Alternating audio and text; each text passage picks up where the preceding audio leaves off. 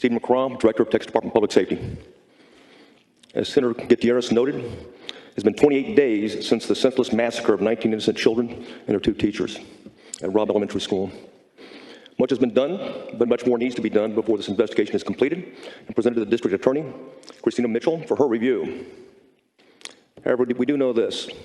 There's compelling evidence that the law enforcement response to the attack at Robb Elementary was an abject failure and antithetical to everything we've learned over the last 2 decades since the Columbine massacre.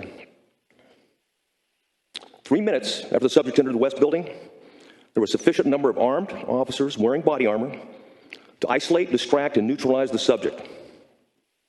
The only thing stopping a hallway of dedicated officers from entering room 111 and 112 was the on-scene commander, who decided to place the lives of officers before the lives of children. The children had none. The officers had body armor. The children had none.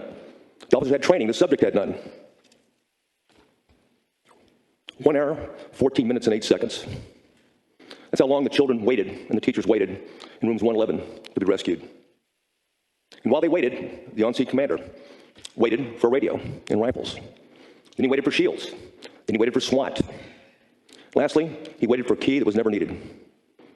The post-Columbine doctrine is clear and compelling and unambiguous. Stop the killing, stop the dying. You can't do the former unless you can't do the latter unless you do the former. Certainly, some things were done well, and even very well. The teachers quickly implemented active shooter protocols prior to the subject gaining entry. In fact, one teacher was able to call 911 and report that before the subject entered the campus. Law enforcement officers were able to evacuate hundreds of children in a safe and orderly manner. The district attorney, Christina Mitchell, and her staff led tireless efforts to take care of the victims and their families in the aftermath. And Senator Gutierrez talked a little about victim identification and victim notification. That is always a priority after such a tragedy. Very difficult to do, and she did an outstanding job in trying to handle that situation, blending all the different resources from local, state, and federal agencies at the time.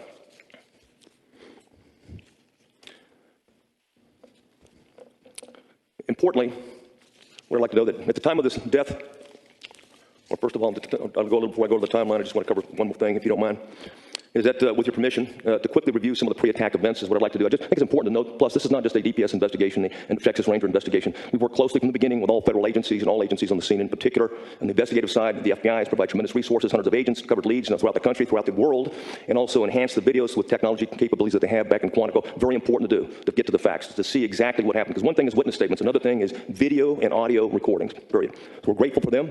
We're also grateful for ATF in terms of the initial phases as it relates to the firearms and weapons that were involved in ammunition. And their efforts continue. In fact, we'll continue to use the FBI in this regard. There's more interviews to go. We have interviews to do. So again, we're not done at this point in time, and we won't be done until the district attorney is satisfied that the investigation is completed and we're satisfied that what we have is correct. I can tell you just a quick overview of the subject. At the time of his death, he was 18 years old, lived with his grandparents on Diaz Street, which was 0.29 miles from Robb Elementary School. In fact, he attended Robb Elementary School 1 year, and that was 4th grade, in the very classroom that he was killed.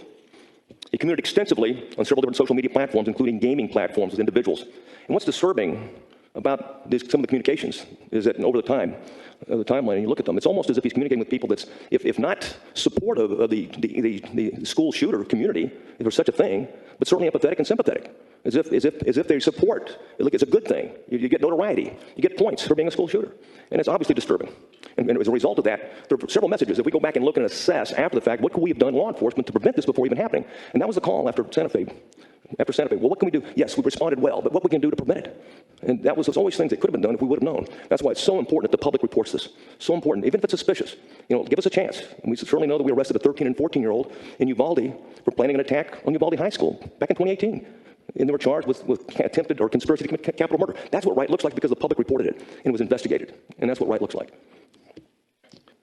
I mentioned a number of statements. Also, at least 8 months prior to the attack, he was moving towards on what they would call a pathway to violence. He'd asked a family member to purchase him a weapon. He refused. He was 17 years old at the time, after he dropped out of high school on October 28th. Other messaging, other conversation. He also began buying things, and several purchases for rifles, accessories, specifically magazines. He didn't have a rifle. He purchased magazines. He purchased slings. He purchased high-end optics. And he had money. He had money in a joint bank account, and I can't discuss some of the specifics since it's issued through a grand jury subpoena, but he had money and a joint account with his grandmother, and used a debit card to make those online purchases, several online purchases, at least 6, prior up until the day of the attack, or actually to the day of his birthday, May 16th. On May 16th, he was eligible to purchase a weapon. He purchased two 5.56 millimeter rifles, one higher end version of it. He purchased as many as 1,740 rounds through an online retailer and was able to purchase it. Was delivered to that residence at a later time. He purchased another 375 rounds of ammunition within that same couple of day period. We know that on May 14th, he placed online, he messaged, make very careful, messaged online on these social media platforms, various different ones, 10 more days. Someone responded, "What are you gonna do, shoot up a school?" No, you'll see. Those types of things are being, those words are out there, but yet not reported 10 days before. And of course, very disturbingly, many messages that occurred on the day of the attack on May 24th. And, to a number of different friends, some don't delete your messages along those lines, so you'll see what's going to happen. And he's in communication many times, in messaging and earlier FaceTime with a 15-year-old juvenile who was in Germany at the time, and told her, and I quote, I'm going to shoot my grandma in the head. And he later, I just shot my grandma in the head, and I'm going to go shoot up an elementary school.